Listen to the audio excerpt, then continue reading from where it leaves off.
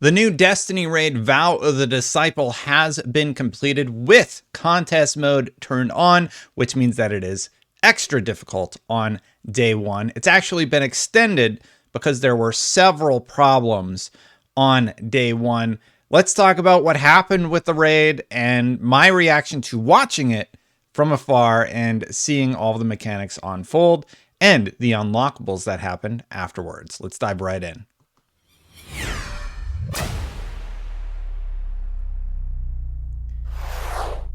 Thank you so much for watching this content. If you like my channel, please hit that subscribe button, hit that bell to know when they go live. And as you might know, I am raising money this month for Ukraine. So if you want to help Ukraine, you can donate today at bit.ly/Let's Help Ukraine. We got our first few donations. Thank you so much for donating, everybody. The cause is Project Hope. Project Hope is helping people that are, trying to get settled in after having to flee Ukraine as the fighting is ongoing. It's for a good cause. You can find out more at the link in the description below. Anyway, let's talk about the Destiny raid. So basically, Bungie has officially congratulated the following team for winning World's First. After verification, we're proud to congratulate our Destiny 2 Vow of the Disciple World First winners, Clan Elysium, back-to-back champions, Cruz, Kairos, Moople, Quaz, Saltagrepo, and Slap are the winners. Now, I'd say I believe 5 out of 6 of these people also won the Garden of Salvation raid. So congratulations for being back-to-back. Was Garden the last one? No. Oh my goodness. Garden's the last one I did. So they won Vault, which was the last one, I believe. And now they've won Vow of the Disciple. I haven't been keeping up with the raids as much because I'm not doing day ones anymore. They're too much. And also, I stayed up far too late again, watching my friends run the raid. And just shout out to this crew here: Brian, Kanye, Global, Learn, Spug, and Teasing Teddy. You guys went until like 4 a.m. It's too much. It's too much raiding for me. I was watching them and I'm just like, I'm so glad I'm not doing this. But let's talk about the problems with the raid. So the Destiny raid launched and there were tons of issues involving people getting anteatered and kicked. And you can actually see the tweet here. I'm bringing it up right now from Bungie Help. We are continuing to work on server improvements and have disabled the temporary sign-on queue for players who don't... Oh, wait. Yeah. So they were getting a bunch of error codes and server instability. Players who do not own a Destiny 2 season or expansion will begin to see a sign-on queue because they were trying to make sure that people were able to get into the raid. So basically... what was happening was people would get to like the end of the first encounter and their whole team would get kicked with like a guitar error or a weasel error. Anteater, guitar, and bat were some of the error codes. And all this happened on the day one race. Gothalion also tweeted that and I actually agree with him. He said, "This was the buggiest and most inconsistent raid launch experience I've had in Destiny. The mechanics are definitely interesting. The puzzles were pretty dope, though. Y'all know I praise when due and criticize when appropriate." I feel like it's so weird that we have to say that now. Like, hey, it's a valid criticism that the raid is like a really cherished experience by the Destiny community. And for Bungie, who has... To be fair, Bungie has been largely flawless with raid experiences on day one in terms of connection errors. So for this to happen, where basically it's kicking everybody repeatedly, it is a huge, huge bummer. And I think for some people, it soured the raid race. The raid race is a really exciting time. It's basically the Super Bowl for us Destiny nerds, right? So it was a big deal to watch this thing. And to watch for the first several hours of all these air codes popping up, it was pretty unfortunate to watch and brutal. I was bummed by it, but I mean, obviously Bungie's not happy that it happened either. So I just have to imagine all those teams who grinded and prepped for this must be super bummed. They are doing one thing though. Contest mode has been extended an additional 24 hours and will now end on Monday, March 7th at 10 a.m. This is to give those experiencing connection issues in the Vow of the Disciple raid a chance to obtain the Cleaver emblem. Yeah, so people like me, I'm just like, I'll just wait and I'll do easy mode. I'm like 1560 in Destiny.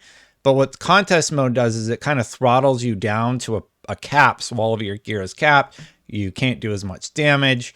They make it very, very hard to do the mechanic. They want you to do the mechanics and have basically perfect team structure in order to do this. And a lot of teams really, really like it.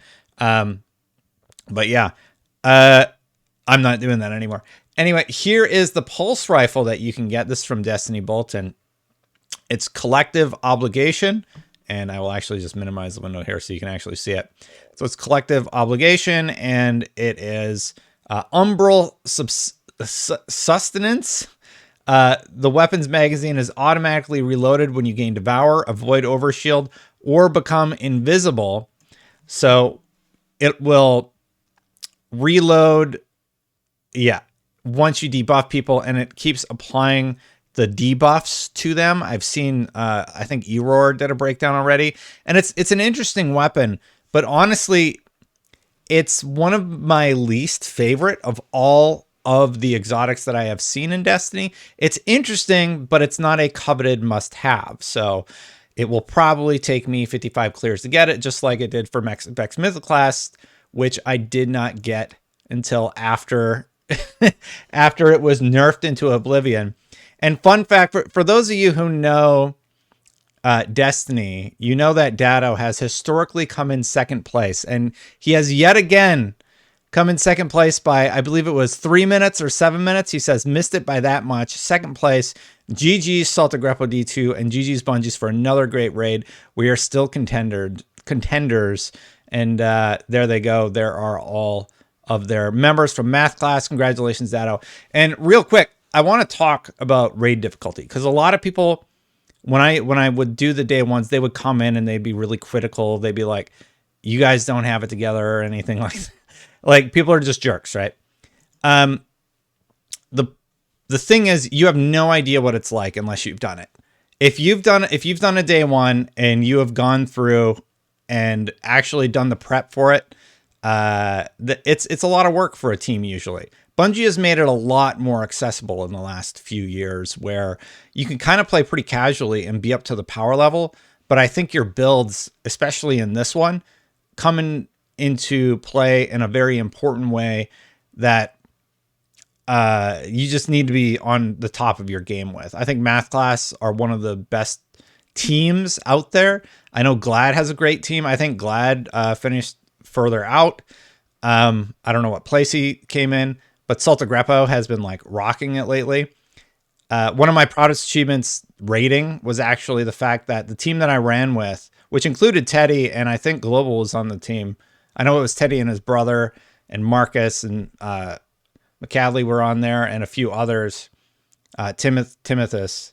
We placed in the top, I think we placed 63rd overall in the world, and that was one of the hardest grinds to prepare for, and then one of the most brutal raids to just go through, because at the time, like now everybody raffle stomps on the boss from that raid, but at the time you had to do all of the mechanics perfectly, which involves shooting eyes, so we had to label the eyes and everything, and there's similar mechanics in this new raid. But the point I'm trying to make is, like, you can watch all of these streamers, but it takes a big commitment to even have a team of 6 that's willing to go into it together. And oftentimes those teams will get heated at each other. There'll be moments of flaring tempers and such, depending on how rough it is on your team. Exhaustion sets in. Exhaustion plays a big part of it, because you like can't even think clearly as you're going through these raid mechanics. So I just wanted to say kudos to everybody who attempted it. Kudos to, like, even if you didn't make it through, you owe yourself a pat on the back, because you gave it a shot. You didn't make it through. There's only the only raid, ironically, that defeated me was the one that most people did.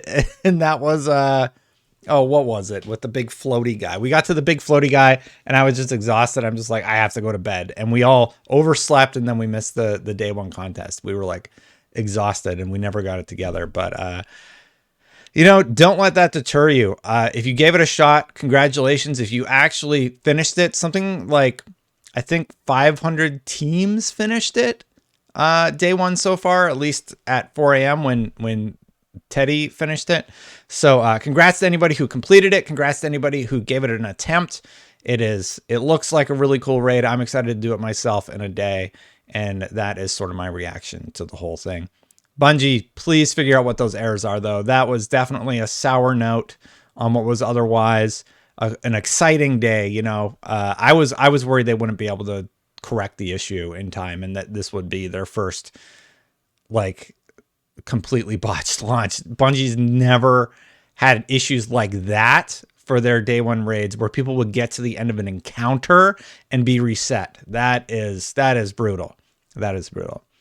But anyway, thank you so much for watching. I hope you enjoyed watching whoever you watched. I had a good time watching a few different teams. Thank you so much for watching my content. I do appreciate you watching. If you want to subscribe, hit that subscribe button, hit that bell. If you want to become a member, memberships are turned on. I do have a few new members I need to add to this. I'm going to get to you, but thank you so much for becoming a member. If you want to do that, you can click that join button and I will add you to this list. I'm going to go do it right after I record this video, actually. So thank you so much. I'm going to get out of here and I'll see you for the next one. Bye for now. Congrats to all the raiders. Bye. I totally forgot the new stuff that unlocked. Oh my goodness. Pretend I didn't say anything. The new stuff that unlocked, a new mystery is on the board. You can finally get the exotic glaive if you've actually managed to get deep sight weapons to drop. The new mystery takes you actually through the first raid encounter, and there's a bunch of dialogue from one of the characters in there. And then at the end, you have this huge countdown timer. There's 5 other prompts that you can find. One is right near the end. And then if you work your way backwards, there's some really cool lore dialogue within the raid. There's new fragments, Echo of Instability. There's Echo of Harvest, Echo of Obscurity, and Starvation. It involves Orbs of Power, Granting Devour, Finish or Final. Just go check out Paul's article. I've on my Twitter. I can link to it in the description below if you want full description to those. And Finch has some new dialogue. All right, for real now. Bye, everybody. I'll see you next time.